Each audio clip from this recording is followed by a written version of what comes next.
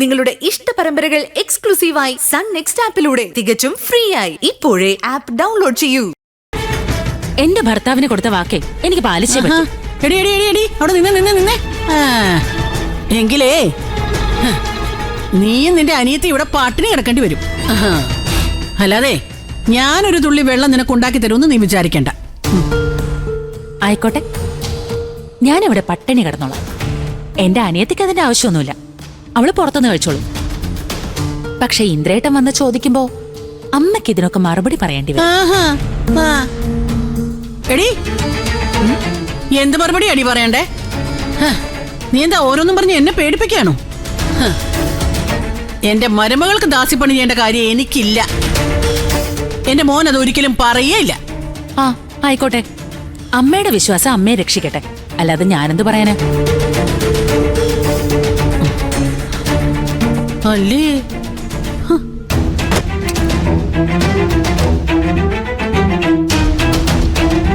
ഇവളെന്തോ കണക്ക് കൂട്ടി വെച്ച മട്ടുണ്ടല്ലോ. അയ്യടാ, അങ്ങനെ തോറ്റു കൊടുക്കാനൊന്നും ഞാൻ വിചാരിച്ചിട്ടില്ല. ഒന്നെങ്കിൽ വരട്ടെ ചോദിക്കാനായിട്ട്. പിന്നെ അവക്കും അവിടെ അനിയത്തിക്കും കോളേജിൽ പോകാനായിട്ട് ഉണ്ടാക്കി കൊടുക്കണം പോലും. ഇച്ചിരി കഴിയട്ടെ, കുറച്ചും കൂടെ കഴിഞ്ഞിട്ടേ എണീക്കുന്നുള്ളൂ. തിന്നണമെങ്കിലേ അവള് വേണമെങ്കിൽ ഉണ്ടാക്കട്ടെ.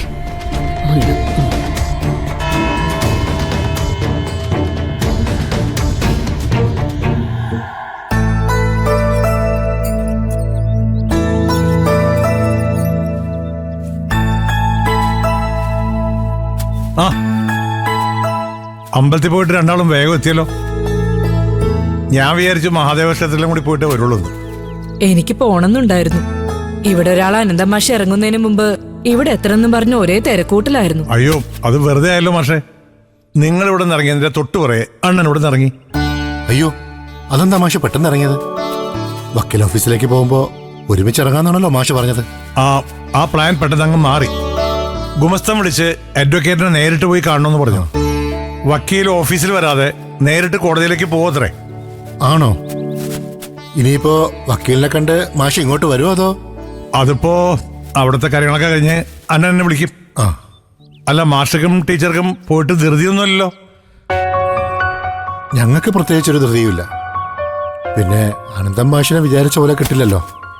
ഞങ്ങൾക്ക് അദ്ദേഹത്തെയും കൂട്ടി ചിലരെയൊക്കെ പോയി കാണാനുണ്ടായിരുന്നു. ഇന്നലെ പറഞ്ഞല്ലോ, ഒരുമിച്ച് വർക്ക് ചെയ്തിരുന്നാല് അവരെ കണ്ടിട്ട് പോവാന്ന് കരുതിയ ഇന്നലെ ഞങ്ങൾ ഇവിടെ തങ്ങിയത്. അതിനെന്താ, എല്ലാവരെയും കണ്ടിട്ട് സാവകാശം ഇവിടെ നിന്ന് പോയാൽ മതി. അണ്ണനെ വേണമെങ്കിൽ 2 ദിവസം ഇവിടെ പിടിച്ചെങ്ങ് നിർത്താം. എനിക്ക് സന്തോഷം. വരൂ, നമുക്ക് ബ്രേക്ക്ഫാസ്റ്റ് കഴിച്ചാലോ? രണ്ടാൾക്കും ടാബ്ലറ്റ്സ് ഒക്കെ ഉള്ളല്ലേ? അതെ, മെഡിസിൻ മുടങ്ങിയ എല്ലാ യാത്രയും മുടങ്ങും. വരൂ പക്ഷേ കഴിക്കാം. ശാന്തമ്മേ, ബ്രേക്ക്ഫാസ്റ്റ് റെഡിയല്ലേ 3 ആൾക്ക്? എല്ലാം റെഡിയാ സാറേ. ശരി, എന്താ എടുത്തു വെച്ചോ. വാ.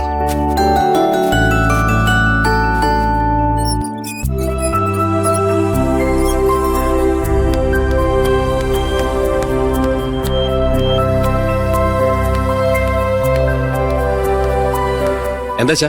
എടാ, നീ എവിടായിരുന്നു? നീ വരാൻ വേണ്ടി കാത്തിരിക്കായിരുന്നു. ആഹാ, ഇതെല്ലാരും കൂടെ എങ്ങോട്ടാ രാവിലെ? എടാ, അമ്പലത്തിൽ പോവാ. കല്യാണം കഴിഞ്ഞ ശേഷം ഇന്ദു ഒരു അമ്പലത്തിൽ പോലും പോയിട്ടില്ലല്ലോ.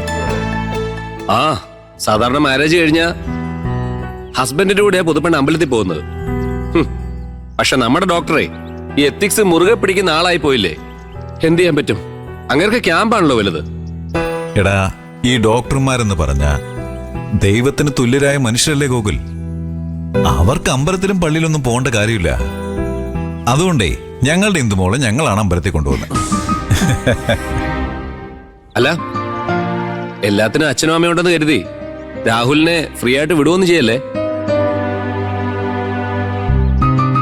നിങ്ങളിപ്പോ പരസ്പരം വിളിക്കാറുണ്ടല്ലോ അല്ലേ? അങ്ങോട്ട് വിളിച്ചാ കിട്ടാറില്ല. അവിടെ റേഞ്ച് കുറവാണെന്നാ പറയുന്നത്. ഇന്നലെ രാത്രി റൂമിലെത്തിയപ്പോ എന്നെ വിളിച്ചിരുന്നു. അവനിനി എന്നാ തിരിച്ചു വരുന്നേ? ക്യാമ്പ് അങ്ങനെ നീണ്ടുപോകില്ലല്ലോ. അതൊന്നും പറഞ്ഞില്ല. തിരക്കായതുകൊണ്ട് കൂടുതൽ സംസാരിക്കാൻ സമയമില്ല എന്ന് പറഞ്ഞു. ഇന്ന് ഫ്രീ ആവുമ്പോ വിളിക്കുമായിരിക്കും. ശരി, നമുക്കെന്നാ ഇറങ്ങാം. എടാ, ചായ ഫ്ലാസ്കിലുണ്ട്, നീ എടുത്ത് കുടിക്കില്ലേ? അതൊക്കെ ഞാൻ എടുത്തോളാം അമ്മേ. അമ്മ അമ്പലത്തിൽ പോയി എല്ലാവർക്കും നല്ലത് വരാൻ വേണ്ടി പ്രാർത്ഥിച്ചാ മതി. ആ വാ ഇറങ്ങാം. കയറിക്കോ, ഫ്രണ്ടിൽ കയറിക്കോ.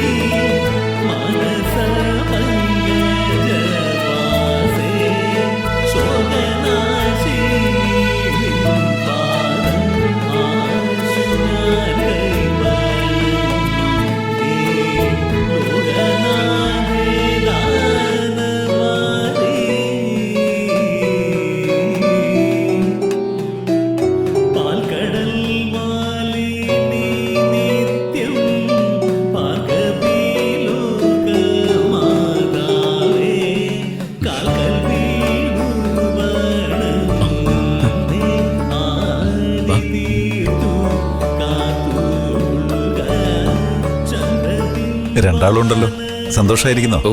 ലൈഫൊക്കെ എങ്ങനെയുണ്ട്? സുഖല്ലേ? സുഖമായിട്ടിരിക്കുന്നു അങ്കിൾ. അല്ല, ഇതെന്താ രാഹുൽ വന്നില്ലേ? ഡോക്ടർക്ക് ദൈവത്തിലൊന്നും അത്ര വിശ്വാസം കാണില്ല അല്ലേ? ഏയ് അതൊന്നുമല്ല, അവന് ഒരു മെഡിക്കൽ ക്യാമ്പിന് പോയിരിക്കുക. ഇന്ദുമോൾ അവിടെ ഇരുന്ന് ബോറടിച്ചപ്പോ ഇന്നലെ ഞങ്ങളുടെ അടുത്തേക്ക് വന്നു. അല്ല, ഇന്ദു എന്താ രാഹുലിന്റെ കൂടെ പോകാതിരുന്നേ? ഈ വയനാട് നല്ല സ്ഥലമല്ലേ? വെറുതെ എവിടെ ഇരുന്ന് ബോറടിക്കണമായിരുന്നോ? ഒപ്പം ചെല്ലാൻ രാഹുൽ ഒരുപാട് നിർബന്ധിച്ചതാ. ഞാൻ പോയില്ല. മെഡിക്കൽ ക്യാമ്പല്ലേ, അതിനിടയിൽ ഞാനൊരു ബാധ്യതയാവണ്ടെന്ന് കരുതി. ഇവരൊരു യാത്ര പ്ലാൻ ചെയ്യുന്നുണ്ട്. രാഹുലിന്റെ തിരക്ക് കഴിയട്ടെ എന്ന് കരുതി കാത്തിരിക്കുക. എന്തു പറയുന്നു പ്രതിഭ? എന്താ പറയണ്ടേന്ന് അറിയില്ല. എല്ലാം ഒരു സ്വപ്നം പോലെ തോന്നുന്നു. മോളെ, സുശീലയ്ക്ക് നിന്നോട് ദേഷ്യമൊന്നുമില്ലല്ലോ? ഇല്ല ആന്റി, അമ്മയ്ക്ക് എന്നോട് നല്ല സ്നേഹം. ചേരേണ്ടത് ചേരുമ്പോഴാ നമുക്ക് സന്തോഷം ഉണ്ടാവുന്നേ, അല്ലേ സത്യം? പ്രതിഭയ്ക്കെന്റെ വീടുമായിട്ട് അഡ്ജസ്റ്റ് ചെയ്ത് പോകാൻ കഴിയുന്നുണ്ടെങ്കിൽ അതൊരു ഭാഗ്യമാ. സ്നേഹമുള്ള ഒരാൾ കൂടെ ഉണ്ടെങ്കിൽ ഏത് പെണ്ണും ബാക്കിയുള്ളതൊക്കെ അതിജീവിച്ചോളൂ എന്നാ പ്രതിഭയുടെ ശക്തി. സത്യനാ. അല്ല, ഇന്ദു രാഹുലും ഓക്കെ അല്ലേ അങ്കിളെ? അവര് ഹാപ്പി അല്ലേ? ആ യെസ്, അവര് ഹാപ്പിയാ.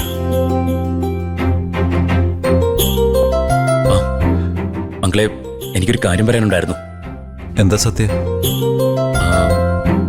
അങ്കിളുടെ കയ്യിൽ നിന്ന് അമ്മ വാങ്ങി 25 ലക്ഷം രൂപ ഞാൻ തിരിച്ചു തരാം. അതിന് കുറച്ച് സമയം എനിക്ക് തരണം.